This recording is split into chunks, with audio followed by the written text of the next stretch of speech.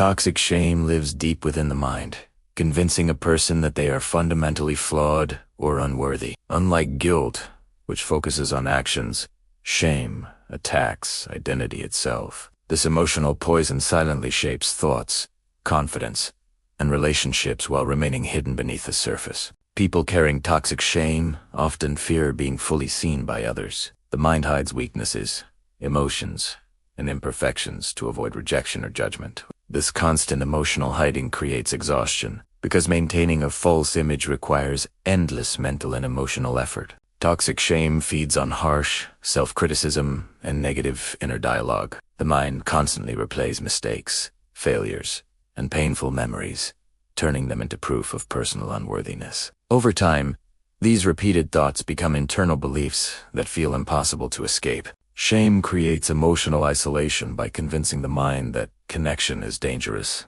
Even when surrounded by people, the person feels deeply alone. This isolation strengthens shame further, because silence prevents emotional healing and keeps painful beliefs hidden inside the mind. Toxic shame is often connected to painful past experiences, criticism, rejection, or emotional neglect. The mind continues carrying these emotional wounds long after the events have ended. Without healing, the past quietly controls present emotions, confidence, and self-perception. Healing begins when shame is acknowledged instead of avoided. The moment the mind stops hiding from painful emotions, awareness starts weakening shame's control. Truth becomes stronger than secrecy, allowing emotional wounds to be understood instead of endlessly suppressed. Getting rid of toxic shame requires understanding that mistakes, rejection, or past pain do not define identity. The mind must separate personal worth from painful experiences. This shift creates emotional freedom, allowing self-understanding to replace constant self-condemnation.